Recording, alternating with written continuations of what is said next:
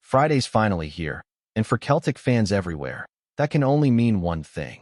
The Hoops are back in action this weekend, and not a moment too soon.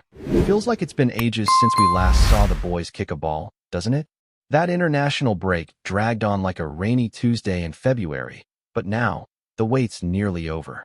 Just a couple more days, and we're off to Dens Park to take on Dundee, a side clinging on near the bottom of the table, and one that, let's be honest, Celtic should be putting away comfortably. But before we dive into that fixture, there's a fair bit going on behind the scenes that's worth unpacking. Now, one of the big headlines making the rounds this week is that surprising transfer rumor involving Bobby Clark, a name that might ring a faint bell for some, especially those who keep an eye on English football, but not exactly a player that's been heavily linked with Celtic in recent times.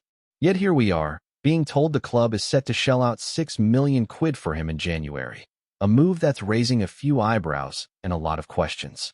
First off, it's rare to see Celtic lined up for a major deal this far in advance. Usually, you hear the whispers closer to the window. So for this to be floating about in October, it's either very real or very wishful thinking. Bobby Clark is no ordinary prospect, though. Still just 20 years old, he's a central midfielder with a bit of pedigree.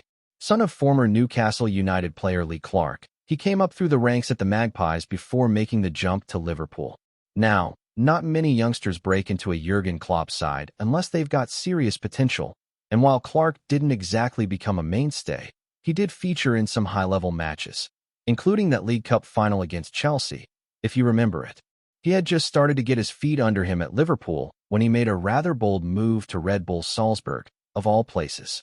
£10 million the Austrians paid, and that tells you plenty about the kind of talent we're talking about here. At Salzburg, he got some solid minutes, including appearances in the Champions League, which for a lad his age is no small feat, but then, in August, came another twist. He was loaned out to Derby County in the Championship. Bit of a step down, some might argue, but the Championship's no joke. It's a bruising, relentless league that can either make or break young players. So, he's now at Derby on a season-long loan, but according to reports, specifically the Times, Celtic are ready to swoop in and bring him to Parkhead permanently at the start of the January window. Now, that's where things get a bit murky, because there've also been reports suggesting Celtic haven't made official contact with Salzburg yet, and even Derby's manager John Eustace seemed completely caught off guard by the news. But here's the thing.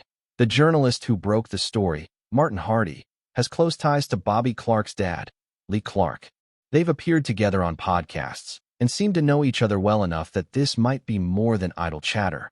So it's not unreasonable to think there's at least some fire behind all that smoke. That said, even if the deal is real, it'd be a pretty significant investment. Clark only signed a 5-year contract with Salzburg just over a year ago, so Celtic would likely need to part with a decent chunk of change to get him out of there early. But here's the real question. What does a move like this say about Celtic's intentions going into the January window? Is this a genuine attempt to rebuild and inject quality into a squad that's clearly lacking in key areas? Or is this just another papering over the cracks kind of move, the sort we've seen far too often before? Because let's face it, this squad has some glaring weaknesses. The right-wing position is a mess. We've not had a proper starter there since, well, take your pick. The midfield is looking tired and one-dimensional. And the forward line, while it's got some bright sparks, is still a bit hit or miss depending on who's available. A player like Bobby Clark could help freshen things up, but he alone won't solve the problems. We probably need 2 or 3 midfielders brought in just to compete at the level Celtic should be aiming for. And all of this ties in with the ongoing uncertainty around Brendan Rodgers' future. There was a report earlier this week, admittedly from TalkSport. So, take that with the usual grain of salt. But it claimed Rodgers is increasingly likely to leave at the end of his contract, which runs out at the end of the season. He's apparently eyeing a return to the English Premier League. If true, then what are we building here? Is this January going to be a half-hearted effort to scrape through the season, get the title wrapped up, maybe win a domestic cup, and then reset everything again in the summer? Or is there a long-term vision forming behind the scenes that we just haven't seen yet? Because if you are investing big money in a player like Bobby Clark, and again, nothing's official yet, then surely that has to indicate some level of commitment from the manager. Rodgers loves working with young, technical players. That's been his thing ever since his early days at Swansea. And with the Liverpool link between Rodgers and Clark, you wonder if this could be the kind of signing that excites the manager enough to want to stay on, provided the board gives him the backing he's clearly been asking for. Now, while all that transfer talk is bubbling away, we've also got an actual football match to play on Sunday. Celtic return to Scottish Premiership duty against Dundee at Dens Park. Kickoffs at high noon, and you'd be forgiven for expecting a bit of a stroll for the boys. Dundee are struggling, no two ways about it. They're sitting 11th in the table, which says plenty considering even Rangers are above them. Stephen Presley, or Elvis, as some still call him, is the man in charge, and he's already dropped a few classic lines this season, including the now infamous, "If you're looking for a manager to win things, I'm not your guy." Fair play for the honesty, I suppose. He's trying to rally his squad by reminding them they've not beaten Celtic at Dens Park in 37 years. 37. That's a stat and a half. And the last time Dundee beat Celtic at all was back in May 2001 at Celtic Park. 2-0 that day, with both goals scored by Fabian Caballero, who sadly passed away last year, something not many fans might have known. Since then, Celtic have faced Dundee 46 times, winning 39 and drawing 7. That's a staggering level of dominance. Even last season, when Celtic weren't exactly setting the world alight, they still got results against Dundee. Although there was that one draw at Dens Park where the performance left a lot to be desired. It was the kind of sluggish display that Brendan Rodgers himself wasn't shy about criticizing. So the pressure's on for a better showing this time around. And the big question on everyone's mind is, what kind of lineup are we going to see from Rodgers? Injuries are a concern, as always. Daisen Maeda pulled out of the Japan squad over the break, apparently due to a leg issue. Whether he's fit for Sunday remains to be seen, but you'd have to think he's doubtful. Sebastian Tani also had some knocks, but did get 45 minutes under his belt for Tunisia, so there's hope he could be available.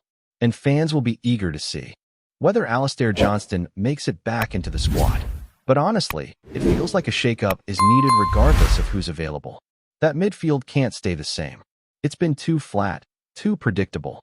McGregor's obviously going to start, but pairing him with someone like Engels and McCaughan might offer a bit more drive. Luke McCaughan knows Dens Park well, having had a good spell there last season, and that header he scored from a Greg Taylor cross was one of the highlights. So there's a case for giving him another shot. Up front, if Maeda's out, that front three almost picks itself. Ian L through the middle, Tinky on the wing, and maybe it's time for Balatwisha to get a proper run. I know there's been plenty of chatter about whether he can actually play either wing effectively, but that assist against Motherwell before the break might have been his breakout moment. He's been more visible lately, doing interviews and Q&As, maybe starting to settle in. It's easy to forget how difficult it can be moving to a new country, living out of hotels, trying to find your rhythm on and off the pitch. Maybe now's the time for him to kick on, a bit like how Hoda found his form after a few shaky weeks. Rodgers has a decision to make. He can keep going back to the old guard, the players who've looked tired and uninspired this season. Or he can take a risk and put faith in the fresh faces. Guys like Ian Arrow, who are buzzing to be here, who play with freedom and fire. The kind of players who can lift the mood of the fans and the squad. Let's be honest, it's been flat at times this season. So why not inject a bit of energy and excitement into this side again? Picking up from there. The thing is, we all know Celtic are favorites for Sunday, no doubt about it. History's on our side, form's on our side, and frankly, the level of quality should be too. But nothing's guaranteed in this game, and especially not when you've just come back from an international break. The rhythm's gone, players are coming back at different times, some are carrying knocks, and you're hoping they've not spent the past 2 weeks thinking about anything but football. This is where a good manager earns his coin, bringing the squad back together, finding the right energy, and making sure the team hits the ground running. And Brendan Rodgers. Well, this is where the questions start to creep in. There's been this growing frustration from fans, that feeling that maybe the team's playing with the handbrake on.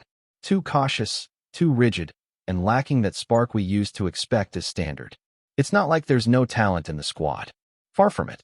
There are plenty of good players in this team. But it's like they've not been allowed to play to their strengths. Whether it's tactics or mentality, something's been off. And now, coming into this Dundee game, we're looking for more than just a win. We need a statement. something to show that this team's actually building towards something better. That's why it matters who Rodgers picks. It's not just about form or fitness anymore. It's about intent. Is he willing to take a risk, mix things up, go with the younger lads who look hungry and ready? Or are we going to see another safe 11, filled with players who've looked out of ideas more often than not this season? The fans are watching, and they're not daft. They can tell when a player's giving everything, and they can just as quickly spot when someone's coasting. Take someone like Ian Arrow. Lad looks like he loves every minute he's playing in green and white.